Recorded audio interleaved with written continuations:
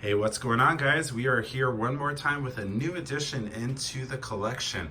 This is the Iron Studios Legacy Format Quarter Scale Punisher. And we are very excited to revisit Hell's Kitchen and talk a little bit more about the newest addition to the Marvel Knights team. Thank you guys so much for joining and watching. This is my very first Iron Studios piece, the only piece that is not directly from Sideshow. This is distributed through Sideshow, but not an actual Sideshow piece. So we're really excited to kind of talk about a little bit of the differences and the highlights here. Right off the bat, I mean, this is a bigger piece than I ever thought it was going to be. I will say that. It has a lot more girth and kind of presence, and even a little bit of a footprint or radius, a larger footprint than I thought it was going to be. So it's appropriate, though, I think, for the character. He's very broad, he's very bulky, very ominous in his kind of look and presence here. So everything about him, I think, is size appropriate as far as what came out, but I guess I wasn't expecting that. What did you think, Latrice, when you first saw him? I think he looks great. I mean, like you just were saying, he brought it out, and I was like, that base looks really big. Yeah, it's a lot bigger than usual. I thought. Yeah, so I like to start with the base, and so we'll kind of start there, but I will call out one thing I really have appreciated and come to appreciate with Sideshow's current direction is that the bases are getting much more dynamic, and they're getting much more detailed. And this is by no means like a boring base. I would definitely not call it that, but I just would say there's a couple points, like especially around the paint app and stuff, and the sculpt, I would say, even for the base, that I think is not, I think, what I would expect, I guess, from Sideshow. I think about the Daredevil and Elektra piece on the rooftops, and again, I think it's great. It's a really good base, but I think the execution on the Daredevil and the Elektra one are hard to ignore in comparison, Right. especially in around the paint app piece there. I think there's a little bit of a glossiness on the brick, and even on the concrete too, that I think wouldn't be there, in real life. And I think that's where, like, the Daredevil piece and the Elektra piece, the glossiness wasn't quite there. There was a lot more wear. There was porous kind of texturing on each of these pieces as you touch them on the other pieces. So I think it's good. It's good. I'm not going to say it's bad. It's not even okay. But I think, that was one thing that I saw right away. It's hard to not compare the two. And it was something I saw right away. But some major bonus points here, specifically in the base with the magnet that lies somewhere underneath the surface of this.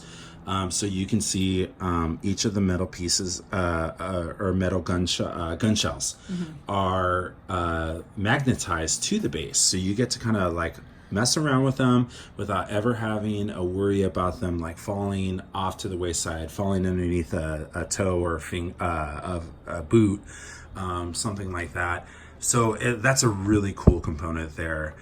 So I almost feel like it's a wash, because there's some pieces or aspects to this piece that I've never seen in a different Sideshow statue. So any thoughts on the base, Latrice, that I missed, or anything you want to add or share? No, you kind of covered it.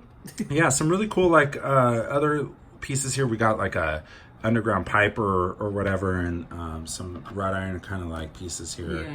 Yeah. So it's cool. I mean, again, it's definitely not bad, but I think I was used to Executions should have been a little better. a little bit better. I think Daredevil, Elektra, Rogue, Hello, even Magneto I would throw in there, some of those ones, really epic bases. And that's something that Sideshow obviously is working on bringing forward. So a little bit of a misalignment there. But where maybe some of the attention was not spent on the base and the paint app, it absolutely makes up for it on the sculpt and a lot of the components and details on the body of Daredevil. I'm sorry, Daredevil. Punisher here. So right away, like kind of going on up, we have so much texturing and layering kind of happening here on the legs. Every bit of these gun holsters are mixed media, but they're already kind of added onto the sculpt. So you can see I'm kind of peeling away some of the padding here. When you look at the straps here, those are also like movable. You can feel the material in there, but it doesn't look that way. It almost looks like the perfect medium of sculpted and mixed media. So, you know, I would have to tip my hat. I think one of the best executions of a body sculpt and mixed media married together here in this Frank Castle, the Punisher piece here. So, you know, I think immediately as you start to move up from the base to the body, it starts to gain points back right away. We have a couple, like quite a few, and Iron Studios is known for this, having quite a few swap out features here, more than you usually get with a Sideshow piece. The one that I have displayed right now and will probably keep is the duffel bag full of a bunch of different guns and ammo. So that is like a really cool looking piece. And then when you start to touch it and you feel the like, you know, mixed media approach on that, it just really adds an element of realism there. Another smart point that I'll kind of point out is the knife that you have to attach yourself is plastic. And I think that was pretty smart because you have a lot of rusting effect here. So if you have a polystone here, which it is at the bottom at least, and you had polystone here, there would definitely be some chipping happening over time. And so the fact that they kind of recognized that and they took the piece that was the smallest and, you know, something that was maybe the one that you're willing to kind of like cheap out on, if you will, they went with the best option there and doing the dagger as plastic there to kind of salvage everything. And then moving on up, we have the really cool staple Punisher skull logo there, and it drapes right down into some of these like, I guess like ammo bags, or if you will, or whatever, and it looks just like the teeth in a sense. So very classic, but like really well executed. I thought that was a really cool component. On the back as well, you can really see the girth of the character. I thought that was a really cool component, that we have this like major V-line kind of build on Frank here. It kind of adds to like his presence. He's very buff. He's not overly done.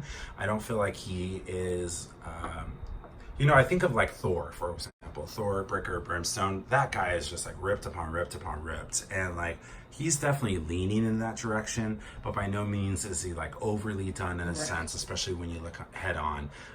But by no means does he look like a guy that would have any problems either in hand-to-hand combat or his, you know, more his standard approach, which is sniping or shooting. So definitely I thought, like, as far as the sculpt, the body presence, size, the three-dimensional aspects of it, you know, looking at him from side to side here, everything's executed very well and the way it should be. So very, very happy with the sculpt on this.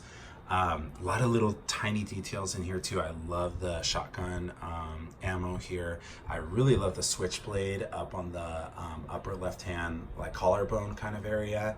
I think those are really cool touches. You know, everything that you touch and feel too is like fully formed and feels like it's something that you can grab yourself, you know. Moving on up, we'll get into the swap out features here. So right now he has this huge sniper rifle, but we'll get into a couple of the other options there. Let's move up to the portrait. Now, if I was going to kind of comment on one more aspect of this Iron Studios, my very first experience with Iron Studios piece, I would say the portrait is really well done. But also I felt like, you know, we just did Elektra, the premium format exclusive, like a week ago. And when I look at some of the detailing on the paint app and then the polystone that was used, it's just a notch below, like just a tiny bit below. and it's something that I've really come to love, and I really have no problems with. I would say, like, absolutely no problems with. But it did help me, I think, to kind of like appreciate some of the workmanship and the materials used on some of those Sideshow pieces. I pulled the Elektra head, the portrait, off of my statue just to kind of feel them. The Elektra statue is a little bit heavier, the portrait is. And the overall paint app was done at a higher level of execution. And I think like the shading on all of the statues as well comes through a little better. There's a little bit of some blotchiness there, especially if you get really, really, really close. But overall, like, again, we're splitting hairs here because we're talking about some really epic pieces and, photo finish like kind of scenarios. Yeah. So, but that would be my one and only thing. Again, I was kind of like, okay, the base paint, like maybe I would have done that with a little bit more detail. And then the other thing was, the portrait, I might have like spent a little bit more on the polystone that was used. And then I would have spent like a little bit more time on some of that paint app to make sure it was a little bit more fluid and, kind of just was on par for what I think I've come to expect from Sideshow. But other than that, I mean, again, I've really fallen in love with this statue quite a bit, and it fits perfectly into my collection. Looks great right there with the Elektra premium format and the Daredevil premium format. So, I mean, I'm very, very, very happy with this piece, and I'm very impressed with what Iron Studios was able to do, specifically with a lot of these components and the detailing, man. I mean, really, that's been their claim to fame, for me at least. If I'm going to base my reputation or their reputation and their overall like kind of standard, if you will, off of this one statue, it is the detailing. That is absolutely there for the sculpt of the statue. So let's go ahead and swap out a couple of the different features. Let's go ahead and start with the rifle there, that sniper rifle. Now the hands are all rubber hands as well too, except for one resting hand. So this one here, move the fingers. Yeah, you can move the fingers. Actually, the guns, no matter the rifle or the Uzis, machine guns, those are all completely removable from the hand. Each hand is a little different than the other. I have kind of looked at them in detail. And the hand is formed around this specific handle here of the gun. And then the same thing goes here. So they're not the exact same fit. So you kind of want to make sure that you have them fit for the right gun. But if you wanted to, you can swap them out and they're completely removable. So that's kind of a cool feature too. It does kind of allow for a little bit of some change up, swap out, customization, or, whatever, troubleshooting if there's issues. So I don't know if I'm necessarily like a fan and I feel like I want all future statues to replicate this, but it works here. And so I'm enjoying it. And here we have the first switch out. So it's that machine gun Uzi on that right hand of his, and we do have the swap out silencer, and that is just like kind of a really easy. It does fit in a little snug, but it does stay where it's supposed to. And so you just kind of give it a nice little twirl, make sure it fits in nice and good, and it adds a little bit more of a presence to that small gun. So I really like that display option there. Right, and then let's go ahead and swap out this hand here. Duffel bag is amazing, definitely will stay. But let's look at a couple of the different options. This arm is the one that has the most options. So the first one we have is a dual Uzi machine gun. So we have Frank with one with a silencer and one without, and they're both kind of side by side, double Uzis. I think if I was gonna do, now that I'm looking at this, if I was gonna do this display, I would probably remove the silencer. Yeah. Because to me, it does not make sense that he would have a silencer on one and one without. Yeah, you're gonna hear one of them. So that would probably be the way I would display this if I was gonna do two. But nothing has wowed me more than that duffel bag full of ammo and guns. So I think that is going to stay always. But it is a cool option. All right, let's swap out, Latrice, if you don't mind, the resting hand. And the resting hand is only available for this left hand. So again, we would not have a double gun, nor have a duffel bag with additional ammo or guns. It would just be a simple resting hand. And that's really cool. I think if you were going to do the resting hand, it would probably look better with a sniper rifle, long range rifle. Yeah. Because, I mean, that rifle's so big that it looks like it would probably need a second hand to maybe help prop it up at certain points or certain angles. So that, to me, makes more sense versus like this really light Uzi.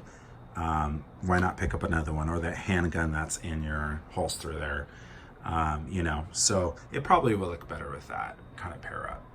But again, really nice. This is the only piece that is sculpted. So it's not a rubber hand like the others, but it does look really nice and adds a different look. Mm-hmm.